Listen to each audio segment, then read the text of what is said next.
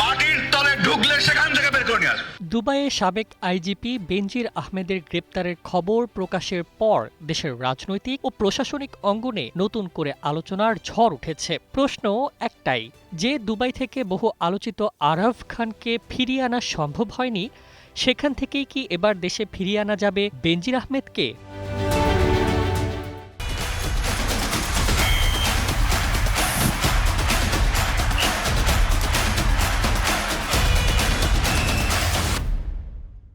দুর্নীতি দমন কমিশনের মামলার ভিত্তিতে ইন্টারপোলের রেড নোটিশ জারির পর সংযুক্ত আরব আমিরাতে বেনজিরকে আটক করা হয়েছে বলে বাংলাদেশ পুলিশ নিশ্চিত করেছে। তবে এখানেই শেষ নয়, বরং শুরু হয়েছে আরও জটিল এক আইনি ও কূটনৈতিক অধ্যায়। কারণ ইন্টারপোলের রেড নোটিশ কোনো আন্তর্জাতিক গ্রেপ্তারি পরোয়ানা নয়, এটি কেবল সংশ্লিষ্ট দেশকে একজন পলাতক ব্যক্তির অবস্থান সম্পর্কে সতর্ক করে। ফলে বেনজিরকে বাংলাদেশে ফেরানো হবে কিনা তা চূড়ান্ত সিদ্ধান্ত নেবে আমিরাতের আদালত।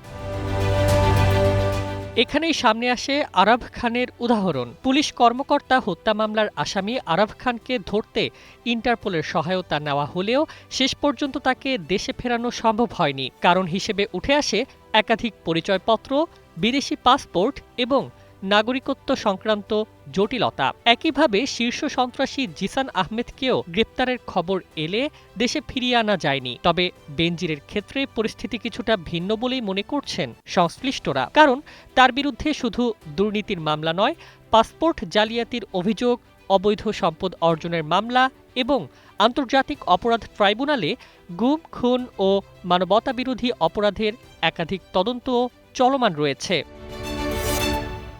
পুলিশ সদর দপ্তর, দুদক, স্বরাষ্ট্র মন্ত্রণালয় এবং পররাষ্ট্র মন্ত্রণালয় ইতোমধ্যেই প্রয়োজনীয় নথিপত্র প্রস্তুতির কাজ শুরু করেছে। সংশ্লিষ্ট কর্মকর্তারা বলছেন, নির্ধারিত সময়ের মধ্যেই আনুষ্ঠানিক প্রত্যর্পণ আবেদন দুবাইয়ে পাঠানো হবে। তবে সবচেয়ে বড় বাধা হল বাংলাদেশ ও সংযুক্ত আরব আমিরাতের মধ্যে সরাসরি প্রত্যর্পণ চুক্তি নেই। ফলে আদালতে উপস্থাপিত নথির গ্রহণযোগ্যতা, অভিযোগের প্রকৃতি, কূটনৈতিক যোগাযোগ এবং আমিরাতের আইনি অবস্থানই নির্ধারণ করবে বেনজিরের ভবিষ্যৎ।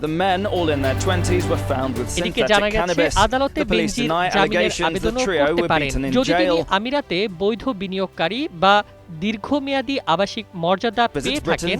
তাহলে তার আইনজীবীরা সেই বিষয়গুলো আদালতে তুলে ধরতে পারেন। ফলে প্রশ্ন এখন একটাই, আরাফের মতো কি এই মামলাও জটিলতার দেয়ালে আটকে যাবে, নাকি বহু আলোচিত বেনজির আহমেদকে দেশে ফিরিয়ে এনে বিচারের মুখোমুখি করতে পারবে বাংলাদেশ?